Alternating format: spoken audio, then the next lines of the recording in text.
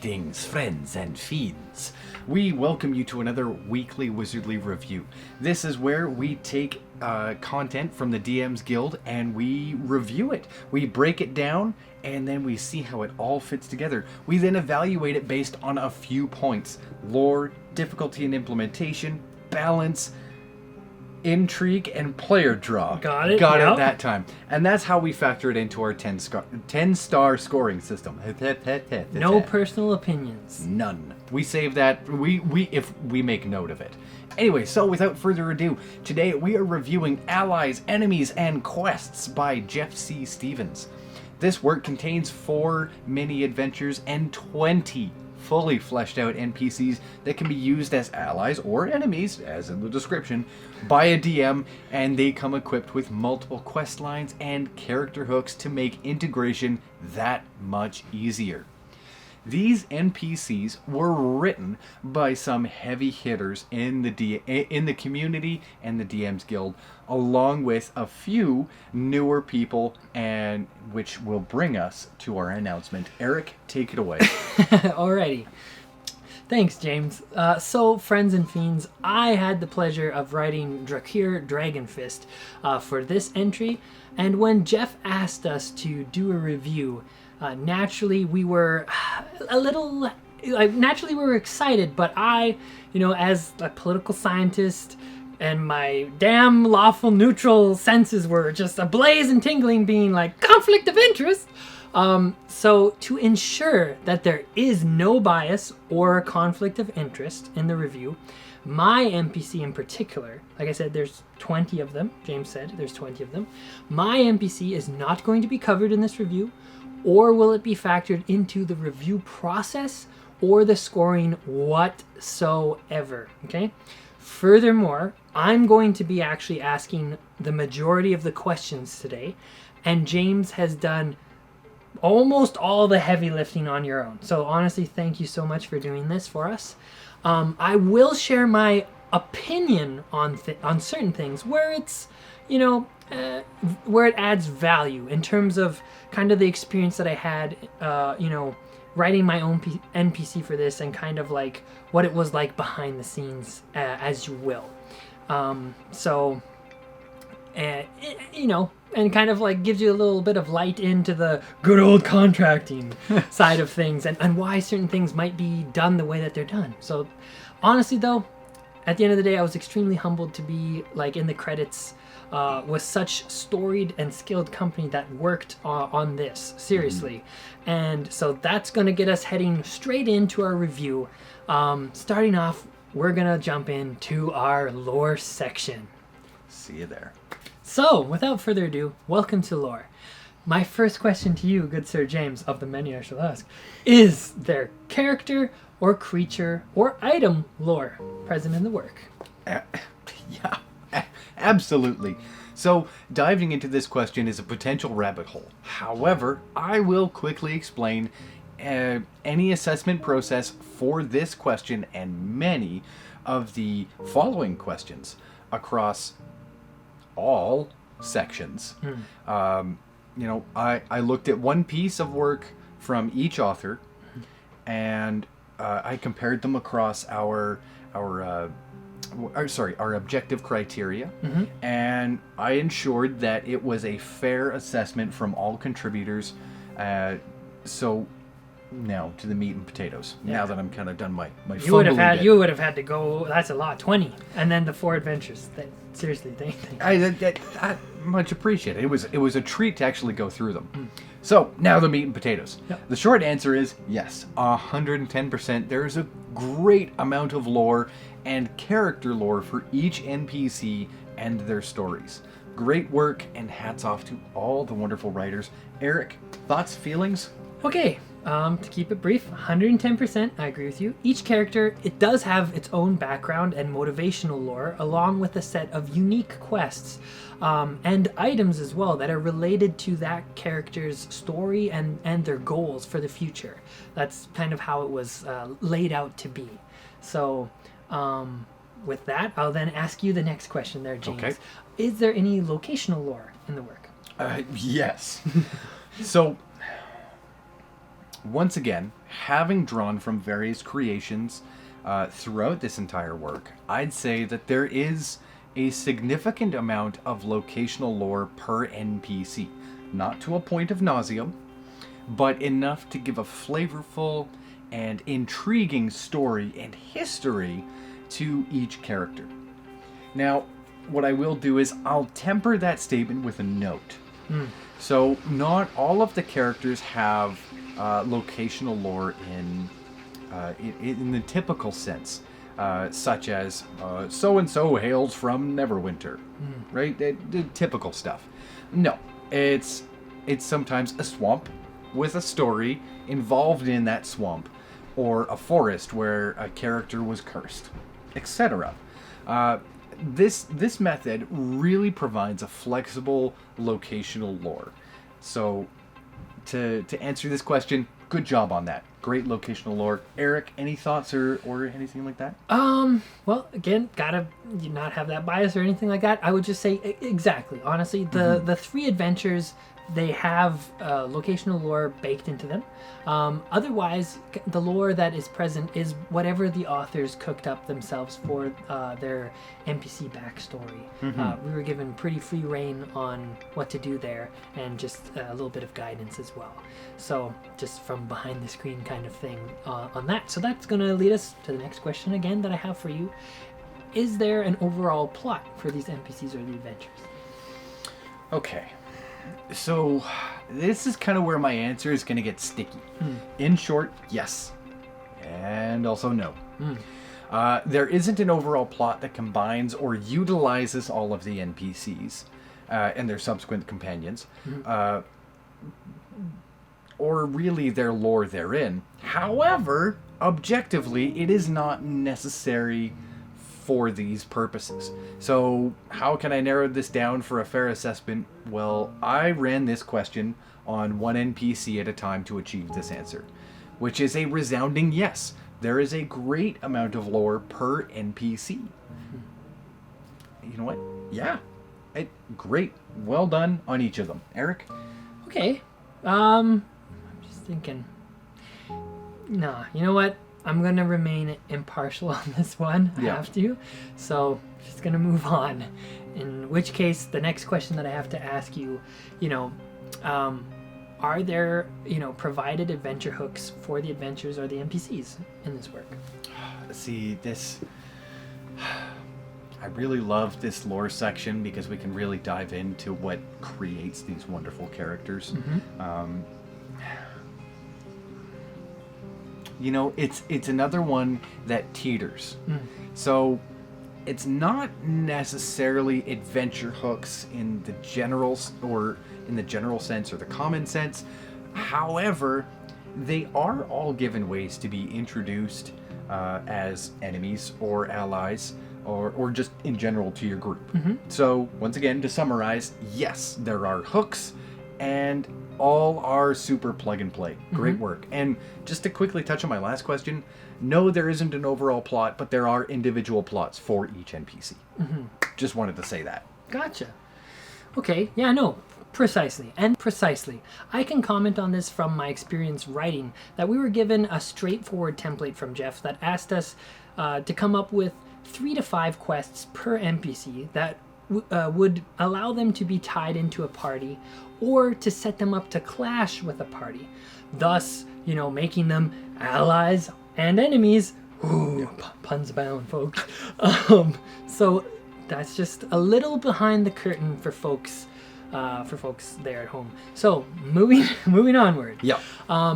Does the work have any loose ends or neat tie-offs for the lore? Okay. Well, yes. I can say that without referencing any notes or anything like that. Yes. But see, this question proves to also be a little difficult for anything other than an adventure or one-shot. However, it is still very valid when it comes to talking about a character or their arcs. However, I digress. You, the DM, are ultimately left with the decision of tying off or fixing loose ends. In terms of the lore itself, I wouldn't say there is any glaring holes in the setup that would leave you wondering. But all in all, solid work. So one thing I would like to say is that with characters and their stories, they do have loose ends because you are meant to continue the story and take it from there. But that's where I'll leave it. Eric, closing thoughts? Fair enough. Okay. I'm definitely going to stick with your answer on this one. I thought it was really solid, just from an objective standpoint, obviously. So, all right. You ready for the next question, good sir? Oh, yeah. Yeah, sure. Yeah. Let's hit Okay. this one out of the park. Okay, gotcha. Boom, boom, boom. So, would you say, do these allies, enemies, or quests fit in the pre-established D&D lore? Yeah. So, even with a quick skim over each NPC, if that's what you were going to do, the NPC's lore, you could easily tell the backstory, and for some of them, the locational lore, and the NPC's flaws, bonds, and their associated lore is all very malleable. It will easily mesh into your setting, and would be an easy stopgap measure should someone at your table be missing. Kind of have this person introduced, or they fill in that spot, kind of like a sidekick almost. Yeah, kind of like a sidekick. But yeah, overall, awesome. Eric? Okay, well, I'd say scrolling through the document for the first time, like after it was all released, I have to say I was really happy to see a variety, and ultimately, and by I mean a variety, I mean the NPCs. And ultimately, on average, like the other authors wrote the NPCs that were setting agnostic. And I know Jeff really stresses this type of versatility in his products so that people can use it in any setting, at any table. He really tries to go after that. So kind of, again, my little tidbit to share with all of you. Again, none of this is being factored into the score. That's all James here, folks. So I'm in as much suspense as you guys all are. But I just wanted to share a little thoughts and opinion for once on, because I kind of have a hall pass on this. Okay, sorry about that, guys. Really embarrassing. Anyways, although I'm not going to abuse it or take away from James's objective review at all. Speaking of which, the final question in our lore section, folks. Does the lore provide realistic characters or motivations? And I definitely cannot hop in on this one at all, James, so don't even... Okay. So, short answer, yeah. Oh, and you can go right into our rating right after this. Sorry. Okay, perfect. Okay, so, short answer to this one, 110%. There is definitely character motivation and plenty of character development there. So I'd like to point out, as we've been doing these reviews, we have been refining our questions and how to look at how we can add more questions that can answer a broader range of queries. This one is newer, like we've mentioned in our previous review. I'm really glad we put this one in, because this question gets a solid yes. It's 110% from me. Each NPC is crafted lovingly, with strong motivations, flaws, bonds, ideals, and they all really truly round out the NPC themselves and their respective stories and the subsequent quests that can come from them. So, before I get into this into the review, is there lore? Yes. Is there locational lore? Absolutely. Not for all of them, but for the majority. So, does it fit? Yeah, definitely. How does it mesh? Excellent. 10 out of 10. You know what?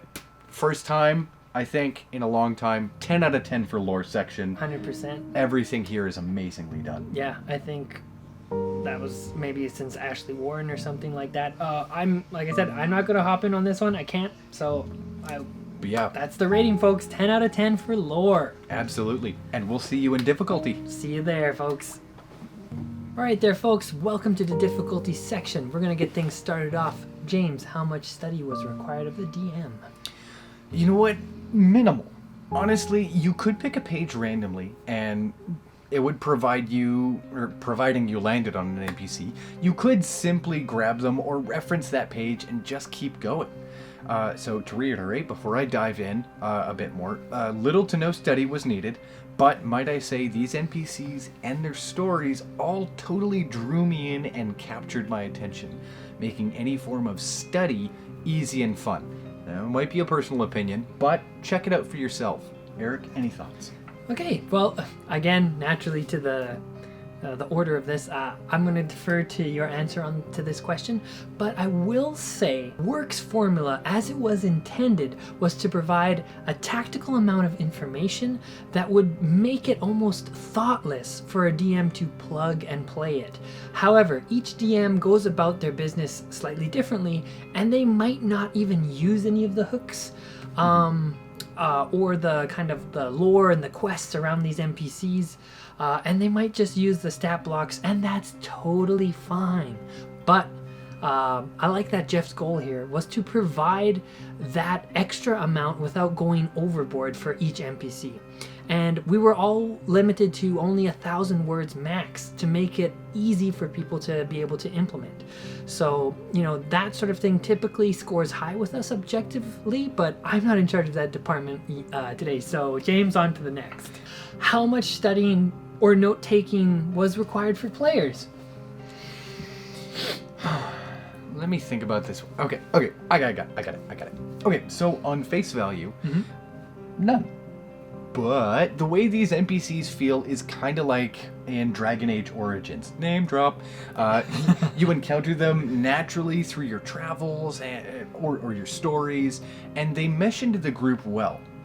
But James! How did they fit this well? How does this fit with note-taking, I hear you ask? Well, I could recite to you the long lore and history of any of the NPCs from Dragon Age because of how well they were written. Same thing applies here.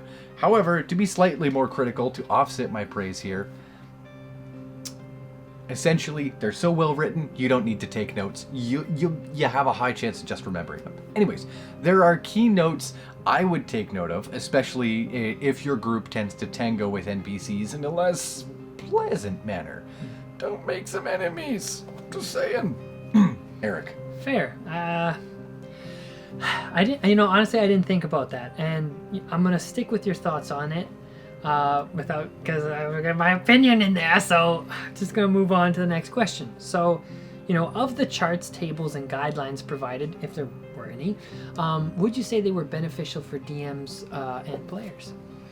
Okay, so to tackle this appropriately, so were there charts and tables? Yes. Were they beneficial? Absolutely. They gave clear and concise information on the NPCs and any subsequent adventures. So to quickly touch that note, some of these NPCs do have quests with a dungeon crawl or adventure to follow up on.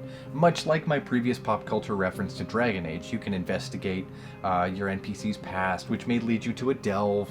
The charts and guidelines are flexible, yet informative and crafted carefully.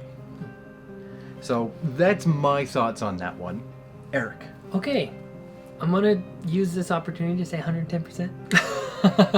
Yes, James. Yeah. And I can't jump in on this one, but it's your answer there is going to actually lead into to the next question. Okay. Which is, what was the level of in-game difficulty?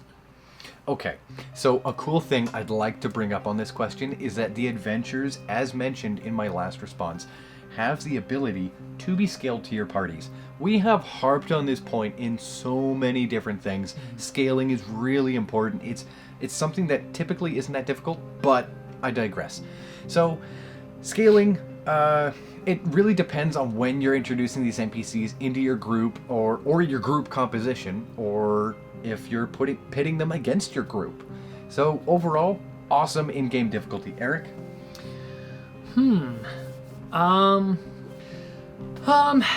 I would agree. It really comes down to the skill level, but I think how it's crafted, this should be very easy to run these NPCs and the adventure locations at any table. And,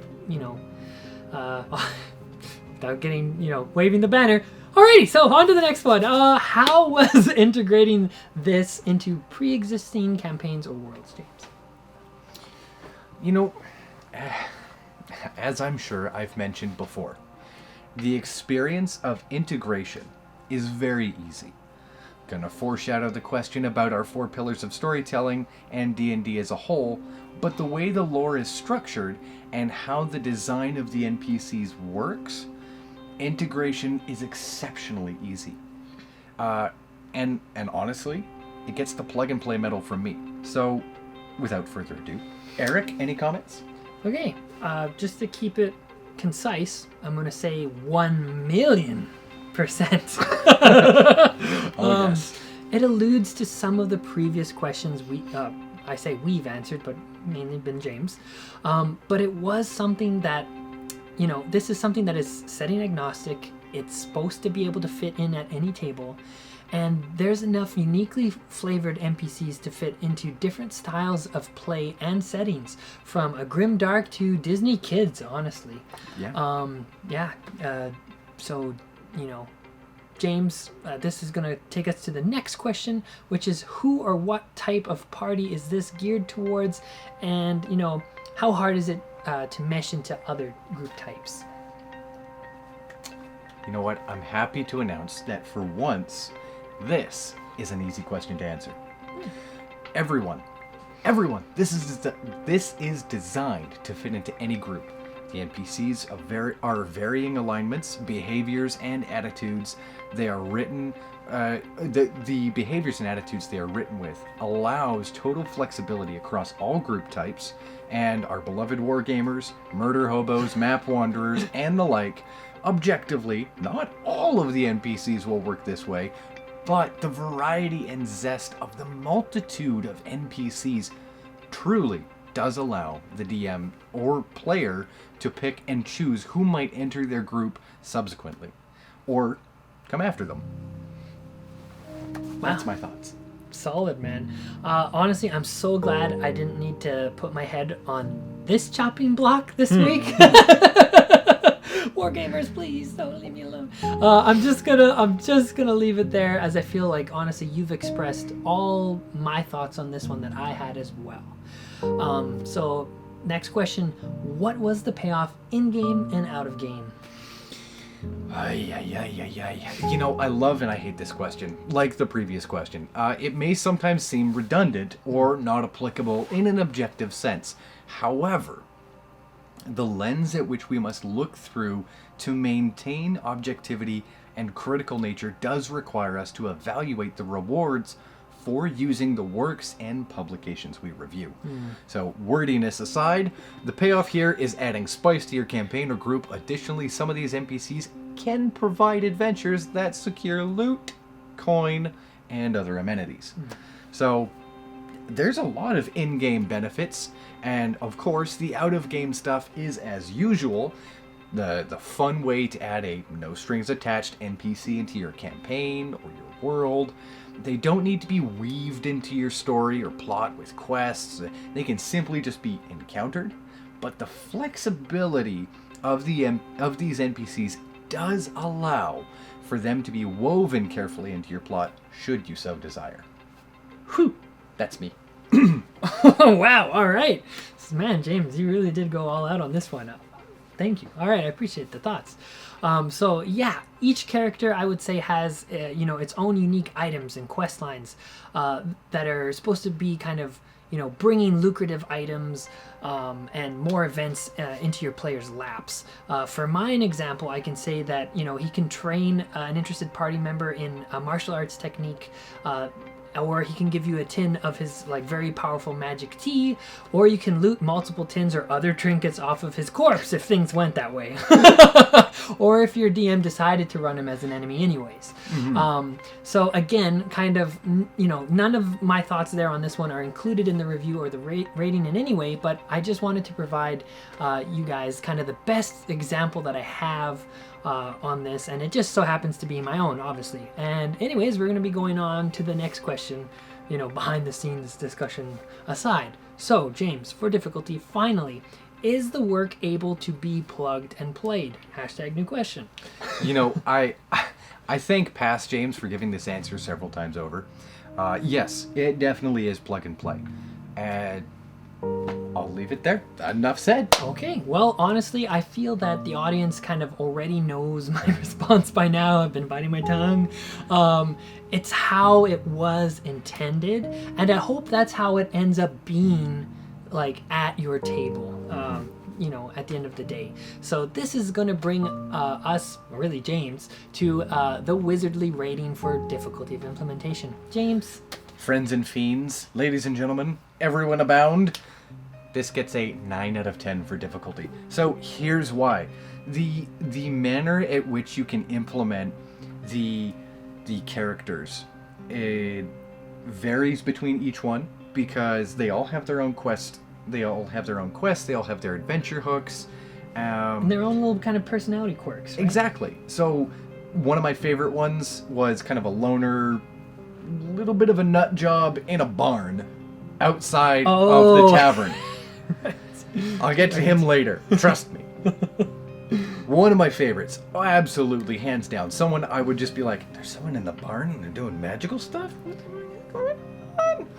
I would want to investigate. Anyway, I digress. So essentially, having them fit and mesh into your campaign is so easy, and they open up so many opportunities. Like it, I could sit here and praise it all day, but essentially, the only difficulty to implement these characters is that they might not fit with every group type, and there might be groups that just say, nah, we don't need these guys. Exactly. Which is totally fair, because that comes back to the whole, is this right for your group or not? And if it's not, it's not. Agreed. And I think that that's totally fair and right of you to have dinged it for a point for that. I would have honestly, in your shoes, done the same thing, because exactly, like, you know, for certain groups, you know, out of this supplement, you might end up only using maybe one or two, you know, in some cases, depending on your setting, depending on the themes that you deal with at your table, and the kind of characters that maybe you're missing, because maybe some of them, you know, these NPCs are actually embodied as player characters already, or what character types haven't been explored or have been explored, all these sorts of things, right? Exactly. So that's the only comments that I'll have on it. Well, I mean, this is kind of the free-for-all section. Yeah. But anyways, difficulty of implementation, 9 out of 10, and we will see you in balance. All right there, folks, so welcome to Balance. So James, to get us kicked off, is the lore balanced within the work? Okay, so let me open up by saying, you know what, I did touch on this recently. These NPCs lean across all 4 pillars, and more so to the lore side of things, as seems to be fairly common. This allows them to push or pull your narrative in several different ways at a time, or not at all if you so desire. Is the lore balanced as a whole? Yeah! And also on the micro scale down to the backgrounds of the NPCs. You know, honestly, fantastic work here on this one, and in my opinion, amazing. So, what else can you tell us from behind the scenes, Eric? Okay, well, thanks. That's actually something I can answer. Okay, so again, the formula that we were given for each section was outlined in terms of how many words were requested for each of the sections out of our allotted 1,000 words. So, it should be balanced, in theory. But again, it depends, you know, how it reads, and just because there is a formula in place doesn't mean it always works out. So yeah, that's a little thing from behind the scenes there, folks. So James, were the combat or non-combat situations balanced? Okay. You know what, so there aren't too many cases where we can judge this objectively, but for the adventures and delves that are provided, yes, they are well balanced and have easy scaling factors already written into that story. Non-combat situations can refer to a multitude of things. This boils down to the DM and how they utilize this NPC and the stats given to the NPC. Nothing terribly overpowered or overwhelming, or underwhelming, sorry. So once again, hats off, good job. I'd say non-combat and combat, well balanced. Eric? Okay, fair enough. And yeah, to just give a little bit of my personal opinion, I agree. Some of these NPCs as enemies, though, having gone through it and looked at the other ones that aren't mine, right, would be a really damn tough fight, especially if they had ads with them. Could provide a really nice challenge for my favorite groups, my wargamers out there. But I'm going to leave it there, good sir. Moving along. Would you say that the mechanics of the fights, the items, the encounters, and the creatures, were they balanced and flexible? Yes. Once again, referencing the adventures and quests that are intrinsic to the NPCs, the situations of encounters, fights, and loot drops are all well balanced and given great care. What can you tell us from your point of view on this one as well? Okay, all right. Well, I'm going to go with your objective ruling here, brother. Like, I really like it. Great thoughts. But from a glance through, I would agree with your points. And I would just like to add that, Jeff and his author, Alan, really do tend to focus on making sure they are balanced. But if there, is anything that you guys find while playing that was really off the chart or just didn't fit properly or was not balanced, Jeff has included his contact information in the foreword of this work, and he is encouraging people to reach out to him in regards to any of these sort of mechanical or balance issues so that he can address them and update the work instantaneously. Something that honestly you don't see a lot of creators openly advertise or talk about. So really mad respect there. That's going to lead us on to our next question. Okay. Which is the reward to the in-game difficulty, is the ratio appropriate? Yeah. You know what? For what it is worth, the adventures you can choose to go on are rewarding narratively and in terms of loot. The difficulty of the encounters varies on the group composition, of course, and roles. But for the majority of things, the ratio is adequate and can provide a solid challenge for most groups. Anything to add here? Okay. Within the realm? All right, this is one that's really tough to objectively nail down in my eyes. But the more versatile the product is, sometimes the harder to quantify it is objectively, especially like in this regard, as it may be more DM dependent and how they run it, especially like how the players interact with these NPCs. So that's all I've got for objectivity. So we're going to go on to our last question in balance here, James, which is the work itself balanced within the 4 pillars? Yes, and yes. I'm pretty sure I'm going to have dreams about these 4 pillars at this point with how much we talk about them. But to clarify, the 4 pillars are stats, mechanics, play, and lore. Correct. So, brief notes on each one. On the combat side of things, these NPCs are wonderfully balanced for fights, whether you're against them or you're with them, and their subsequent encounters. Stats for each of these NPCs are more than adequately designed and fit perfectly for each one, respective to their class. Mechanics kind of sits at the wayside just because these are either like DM or player run, following the sidekicks thing. And NPCs won't always be factored into certain mechanics within the game. But play and lore both get intertwined on this one because they are intrinsic to one another. And the lore here forms how these NPCs are played, essentially, just to put it plainly. Which garners a thumbs up from me. Okay. Eric? Well, there you have it, folks. That brings us to our wizardly rating for balance. So, James, what say you, good sir? If we can, cue a drum roll. Future editing Eric. Drum roll. I'm just kidding. Don't do that. No, you can do it. I can do it. 8 out of 10. That's what it is. It's an 8 out of 10 on balance. Enjoy it. have fun. It is honestly really well balanced. There might have been a few more things like, you know, but again, I thought you really brought up those points really well in terms of the different groups that it may or may not jive with, and maybe some balancing issues within some of the items, or some of the balance that may, like even what I said, it may be really tough to fight some of these NPCs just based off of like how they're built and the things that they have at their disposal. Exactly. So the factoring in all the variables is never going to fit, which is probably why balance will never ever get a 10 out of 10. A 10 out of 10. Yeah. I mean, I don't think we have given a 10 out of 10. 9 out of 10. It's come close. Yeah.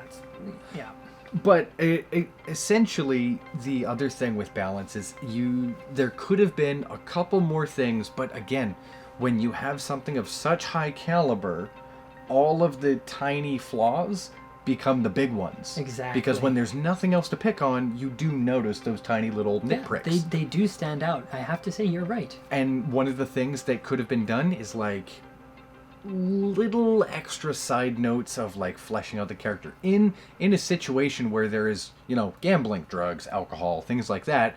Well, how does this character act? Like, does he disdain from this, or does she go into it, or like what's that flavor and meat and potatoes of that character? Just to kind of give that DM just a little extra bit of a lore push on the side of things, so that way, that situation, if they're pushed, could lead to combat, could lead to a conflict within the group. Yeah. So yeah, I hear you, because there's a table in there for this NPC is an ally, this NPC is enemy, infographics here. But I completely agree with you. Even from behind the scenes writing it, I thought that section was I wanted to write a little bit more in it, because exactly, that's where you can explore and give some more guidelines to a DM in terms of, and mind you, maybe that's a stylistic choice, right? Maybe Jeff wanted to leave it up to DMs to kind of decide how they wanted to do that. But I agree. Which is totally cool. Yes, but I agree objectively by our criteria that we have established that, yeah, absolutely, that would dock it points, because then the DM has to do what? More work, which objectively, right? Exactly. So yeah, I completely agree, even from a writing perspective, of wanting to have fleshed that out a little bit more, just to give people a little bit better idea what to do. Yeah, no, I totally get that. So, without further ado, we will move on to our final section, Intrigue and Player Draw. I got it right that time. Yes, you did. We'll see you there, folks. Alrighty, folks, so welcome back to Intrigue and Player Draw. I'm going to kick us off with the first question, James, which is, what about this product caught your eye? The artwork!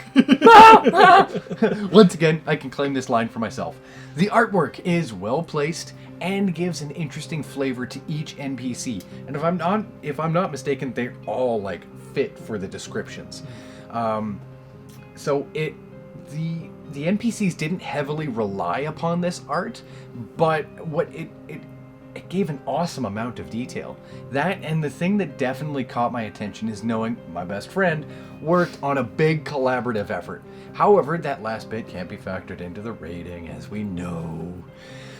Just wanted to toss that one out there, but otherwise, yeah, the artwork for this was phenomenal. Eric, thoughts? Okay, well, like I mentioned in our last review, it's nice to give you this question after such a stranglehold on it. Right on. I would like to add that once I got to see who had written for this, I was pleased and proud, as it's a solid looking product with a nice art that does a great job of really embodying the characters. And like I mentioned earlier, having these NPCs kind of written by a cast that was by the cast that was involved in this should really give people pause. Like, they're big contributors, like, well known. I don't know what I'm doing with them. Anyways, when looking through the product information of this work, what told you that it was right for your table? What this provided me was a means to add some well-rounded, flavorful NPCs to my table without having to do the legwork.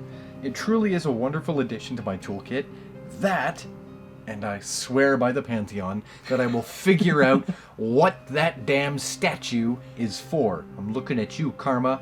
I don't know who wrote you. I don't remember off the top of my head, but I'll figure you out. RP Davis. Oh, hey, yeah, you. I remember. There you go. Awesome. So my answer to this one is extremely biased, so I can't really make a comment on there other than just who wouldn't want to see something that they've worked on at the table that, you know, with their friends and family. Fair enough. So, I mean, honestly, the last question before the final score is, would you recommend this product?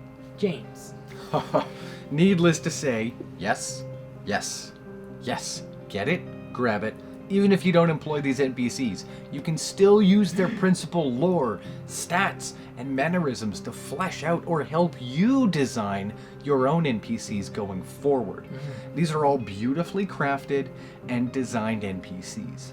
I will personally be using these as jump points and quick references when I need to stat out an NPC in the future, or give lore to a character I need to on the spot. Gotcha. Eric? Well, all right. If I may take this moment to just be a little shameless. Look, I know there are a good amount of NPC products on the DMs Guild, and I'd say that there's a solid 3 to 4 products that are really dang good at it too. But I'm going to stress that this is absolutely one of those top products in this category. And if you're a DM looking to add more products or tools into your kit surrounding, you know, really well fleshed out and easy to plug and play NPCs and maybe a few mini adventures, couldn't recommend it enough, honestly, on an objective as well as a personal note. But I digress. On to your final rating, good sir, for intrigue and player draw. Alrighty. So, a few notes.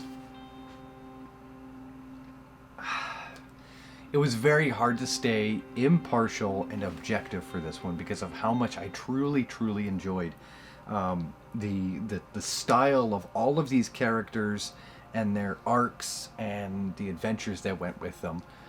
But objectively, intrigue gets a solid 9 out of 10. Wow. Okay. There's 20 different NPCs and 3 or 4 adventures that go along with the entire module itself. Correct. All with their own artwork and all with tables and yada yada. Yep. So if you think about it on a whole, you now have 20 NPCs that you can mix match abilities, stats, appearances, every 20. Like a 3-digit combination between the numbers of 0 and 9, you have millions of permutations. 20 of them going off facial features, stats, skills, abilities, millions upon millions of permutations. Like that, just even on that basis alone, this would be a must-have. Gotcha. Maybe a personal thing, so I won't factor that part in for myself, but honestly, a 9 out of 10. It drew my attention. It was great to see this many great authors and writers and editors all work inside this project, especially the artists. I know we harp on this for every video that we do, but please pay very close attention to who these artists are as well, because that's a lot of time and effort that goes into creating something, especially when at the end of the day, if we're all being straightforward and honest, that's a big part of why some of these things get picked up. 110%. That's why we have this section of intrigue. Absolutely. Without a doubt. Absolutely. And you know what? I agree with your rating of a 9 out of 10. Because at the end of the day, you know, with so many different authors and different writing styles, you know, there was a couple kind of lines that going through, like we had read through it together and all that, that maybe didn't, like a couple jokes that maybe didn't land, right? Yeah. Or, some things that were a little maybe awkwardly worded or something like that. Mm-hmm. So it wasn't, picture perfect in that sense. Same thing with kind of like the layout, super clean, fresh. But in comparison with other works out there, there's certainly other ones that have like more extensive artwork, maybe more integrated art into the kind of the background.